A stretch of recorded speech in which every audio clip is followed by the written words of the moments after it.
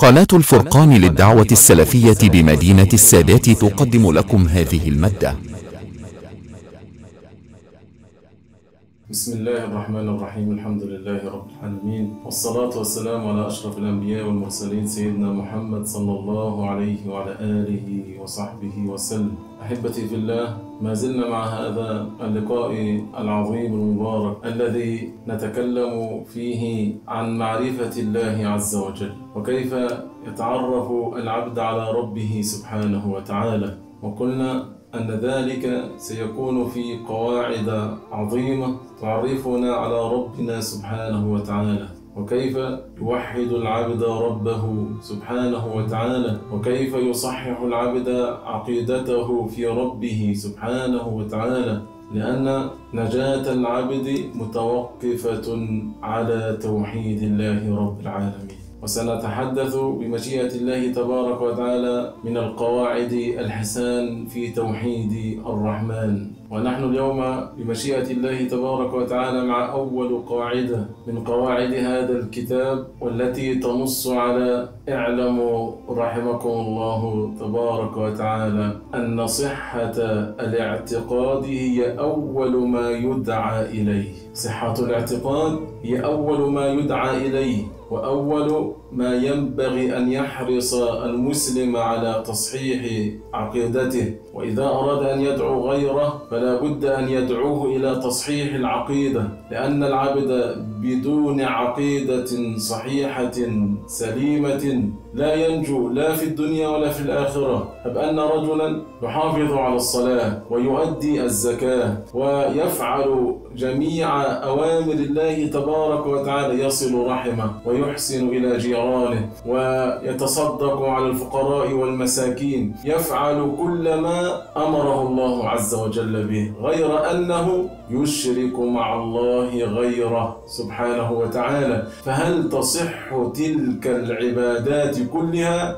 إنها لا تصح، لأنه أتى بأمر يكون بسببه حبوط العمل كله. قال الله تبارك وتعالى: ولقد أوحي إليك وإلى الذين من قبلك لئن أشركت ليحبطن عملك ولتكونن من الخاسرين. فأول قاعدة ينبغي أن يحرص عليها العبد ألا وهي أن صحة الاعتقاد هو أول ما يدعى إليه، وأول ما ينبغي أن يحرص المسلم عليه هو أن يصحح عقيدته، وأن يصبح صاحب عقيدة سليمة.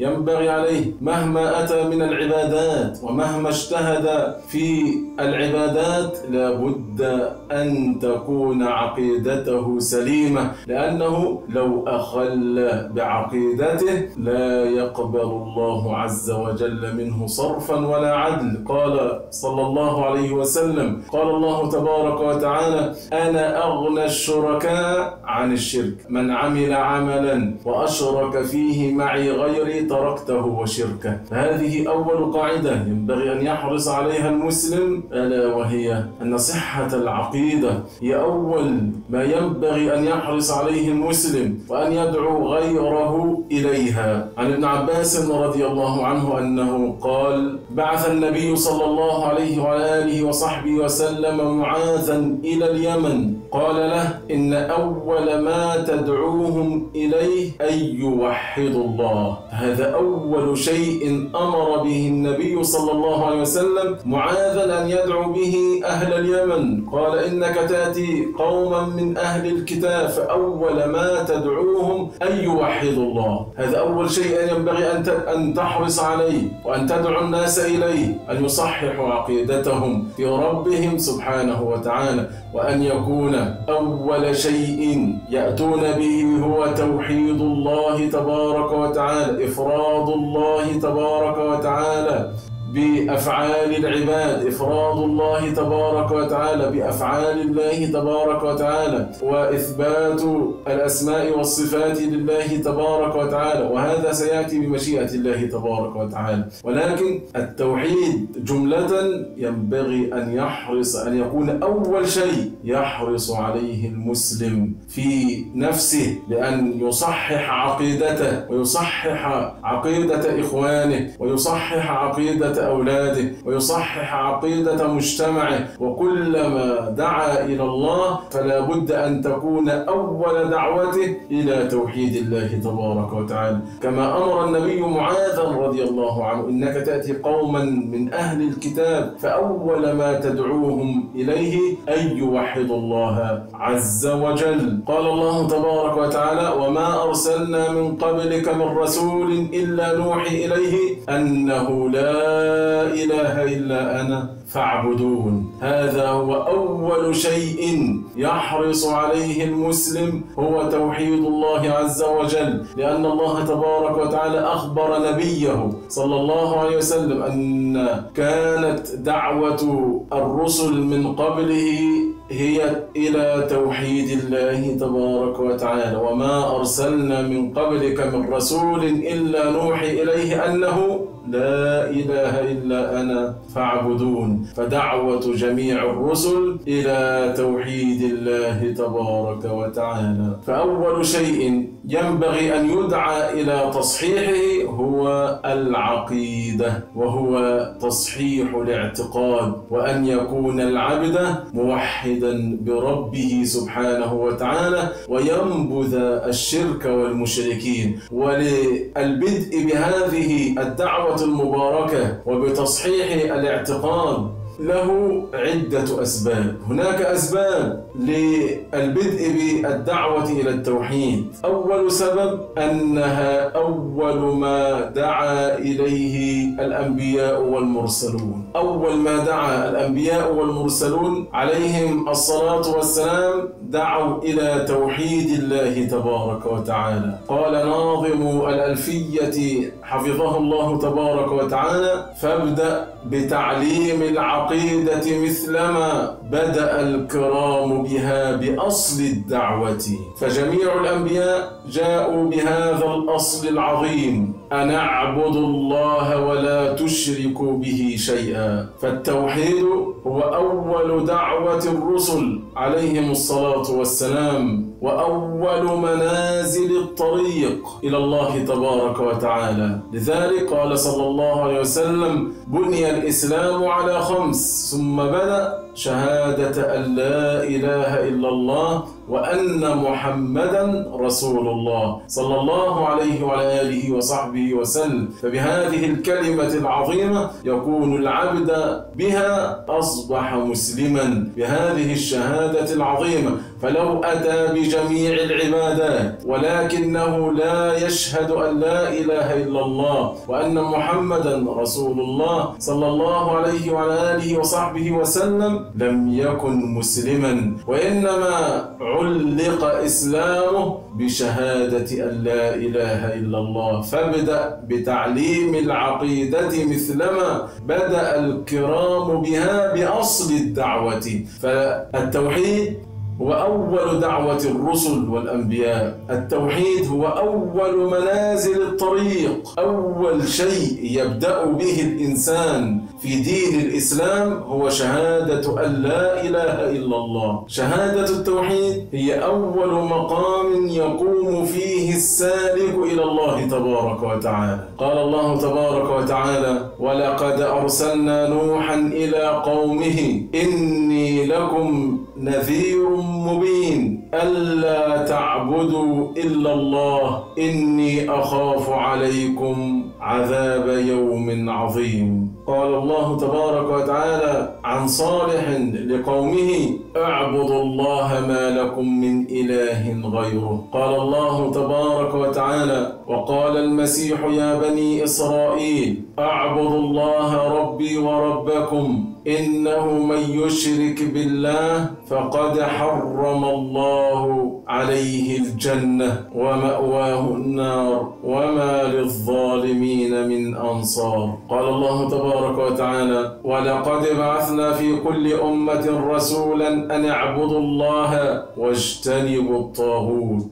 قال الله تبارك وتعالى: قل هذه سبيلي أدعو إلى الله على بصيرة أنا ومن اتبعني، فقد أثبت القرآن والسنة المطهرة أن عقيدة التوحيد قد صاحبت البشرية منذ بدايتها، بداية بآدم عليه الصلاة والسلام الذي عرف بنيه بربهم سبحانه وتعالى، وتلقى أبناءه من بعده هذه العقيدة العظيمة المباركة من جيل إلى جيل، يعبدون الله وحده ولا يشركون به شيئا. ولما طال الزمان انحرف الناس عن الفطرة بسبب جهلهم وبعدهم عن العلم وإغواء شياطين الإنس والجن لهم، فعبدوا مع الله غيره من الأصنام والأوثان وقبور الصالحين. وعند ذلك أرسل الله تبارك وتعالى لهم نوحا عليه الصلاة والسلام، فجدد الدعوة إلى الله ودعا قومه إلى التوحيد وعبادة الله وحده وترك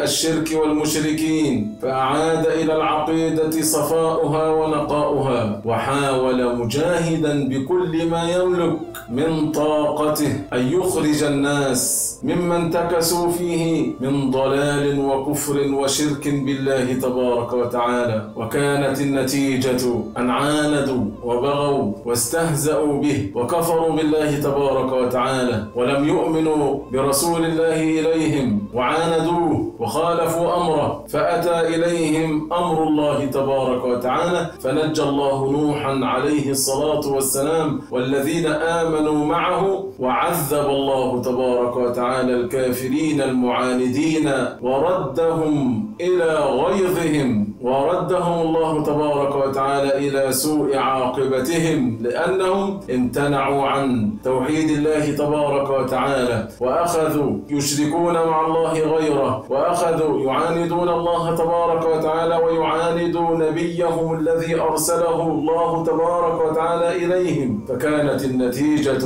أن لعنهم الله تبارك وتعالى وأغرقهم الله تبارك وتعالى، ونجى الله تبارك وتعالى المؤمنين بنبيهم وإيمانهم بربهم سبحانه وتعالى. ثم استمر موكب الإيمان يتجدد من وقت لآخر، وفي كل أمة يبعث الله تبارك وتعالى رسولا أو نبيا ليجدد لهم الإيمان بالله ويدلهم على الطريق الصحيح إلى توحيد الله تبارك وتعالى. فكانت دعوة الرسل أجمعون أول شيء يدعو أقوامهم إليه هو توحيد الله عز وجل، لأنه أعظم شيء، الذي بسببه رفع الله السماء، والذي بسببه بسط الله الأرض لعباده، وسخر الله تبارك وتعالى للإنسان فيه كل شيء من أجل أن يقوم على توحيد الله تبارك وتعالى. فكلما انتكسوا أو انحرفوا أرسل الله تبارك وتعالى لهم من يجدد لهم دينهم ويعيدهم على الجادة ويدلهم على الأمر الذي من أجله خلق الله الخلق، وهو توحيد الله عز وجل. فأول شيء أيها المسلم ينبغي أن تحرص عليه وأن تصححه في نفسك وفيما تعول، وتصححه في المجتمع الذي تعيش فيه. وإذا كنت داعيا إلى الله عز وجل فتدعو أول ما تدعو إلى إصلاح هذا الأمر ألا وهو تصحيح العقيدة، وهذا هو أول سبب من أسباب البدء بتصحيح العقيدة، ألا وهو أن الرسل الأنبياء دعوا أقوامهم أول ما دعوهم إلى توحيد الله عز وجل. أسأل الله تبارك وتعالى في عليائه ومن فوق عرشه أن يعينني وإياكم على ذكره وشكره وحسن عبادته. والسلام عليكم ورحمة الله وبركاته.